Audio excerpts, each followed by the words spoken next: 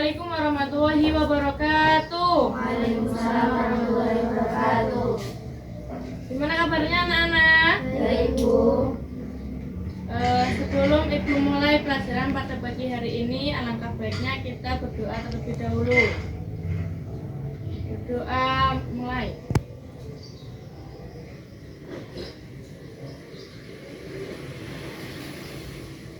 Berdoa selesai. Apakah hari ini masuk semua? Ya, Bu. Ya. Sekarang Ibu akan menjelaskan tentang teks persuasi. Teks persuasi adalah mengajak, membujuk, atau menyuruh. Sesuai arti katanya, teks persuasi adalah sebuah teks yang berisi kalimat-kalimat persuasif. Apa sih kalimat persuasif itu? Kalimat persuasif adalah kalimat yang bertujuan untuk mengajak, menyuruh, atau membujuk. Si persuasif ditandai dengan ajakan, ayo, yuk, mari, dan lain sebagainya. Teks persuasi termasuk ke dalam teks yang bersifat subjektif. Alasannya karena isi teksnya murni berdasarkan pandangan pribadi si penulis mengenai suatu topik. Maka dari itu, dalam teks persuasi ditemukan data-data pendukung lain untuk mendukung tulisan tersebut, sehingga pembaca tidak ragu untuk melakukan apa yang ditulis oleh penulis. Tujuan teks persuasi adalah untuk mempengaruhi pembaca agar melakukan sesuatu sesuai dengan apa yang disampaikan oleh penulis. Selain itu, teks persuasi juga memiliki tujuan lain, di antaranya membangun kesadaran pembaca terkait isu-isu penting atau inisiatif tertentu yang memerlukan perhatian dan dukungan masyarakat.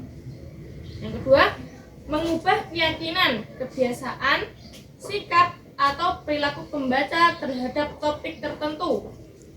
Yang terakhir, membangun kredibilitas penulis sehingga pembaca merasa yakin dan termotivasi untuk mengikuti pesan yang disampaikan.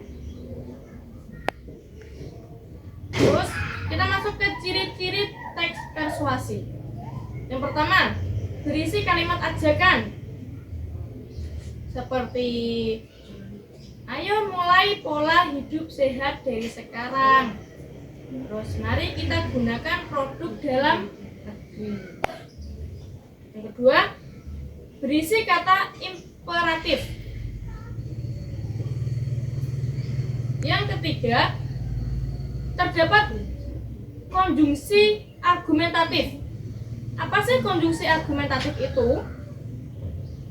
Konjungsi argumentatif seringkali digunakan dalam kalimat persuasi untuk memperkuat argumen dan mengarahkan pembaca menuju kesimpulan yang digunakan oleh penulis atau pembaca. Contohnya, karena, sehingga, dengan demikian, dan lain sebagainya. Yang keempat, berisi data dan fakta. Terus kita masuk ke struktur teks persuasi. Selain mengetahui pengertian, tujuan, dan ciri-ciri di atas, kamu juga perlu memahami struktur teks persuasi untuk menyusun teks utuhnya. Apa saja sih teks persuasi itu? Yang pertama ada judul, yang kedua pengenalan isu, yang ketiga rangkaian argumen, yang keempat pernyataan ajakan, yang terakhir penegasan kembali. Sekarang kita masuk ke kaidah kebahasaan teks persuasif. pertama, menggunakan kata bujukan. Contohnya, contoh teks persuasif tersurat, yaitu seperti ayo dan mari. Terus contoh teks persuasif yang tersirat, seperti hendaklah, sebaiknya, diharapkan, perlu, dan harus. Yang kedua, menggunakan kata kerja. Yang ketiga, menggunakan kata kerja imperatif. Yang keempat, menggunakan kata teknis. Yang kelima, menggunakan kata penghubung argumentatif. Yang keenam, menggunakan kata perujukan.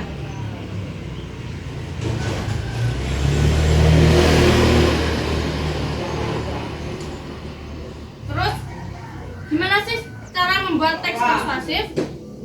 Dia akan menjelaskan tentang cara membuat teks persuasif.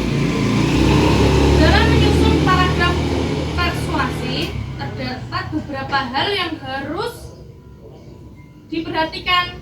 Di antaranya adalah: 1. Pemilihan kata. Yang kedua, kemampuan mengelola emosi. Yang terakhir, menyisipkan bukti-bukti atau fakta. Sampai sini paham? Lanjut, Ibu akan menjelaskan tentang jenis-jenis teks persuasi. Jenis-jenisnya ada 4. Yang pertama, teks persuasi pendidikan. Yang kedua, teks persuasi iklan. Yang ketiga, teks persuasi politik. Yang terakhir, teks persuasi propaganda. Itulah pengertian tentang teks persuasi. Ibu suruh anak-anak untuk membuat kelompok kecil minimal 3 orang. Silakan membuat kelompok. Ibu kira cukup diskusi pada pagi hari ini. Kelompok mana yang belum paham? Ya, apa?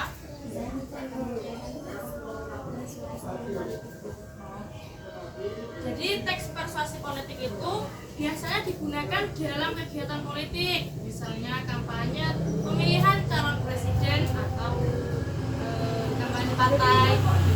Teks persuasi sendiri itu bertujuan untuk mempengaruhi pembaca untuk menentukan pilihannya pada calon atau partai yang akan dipilih. Paham? Terus siapa yang berani menyebutkan tujuan teks persuasi? Ya.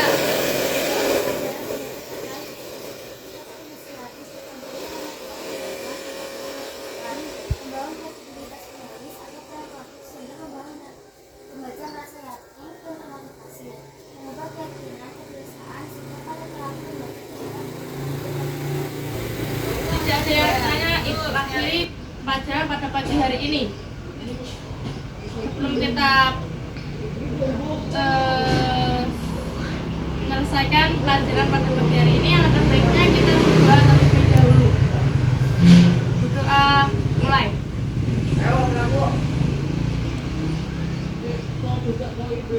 Doa selesai. Assalamualaikum warahmatullahi wabarakatuh. Waalaikumsalam warahmatullahi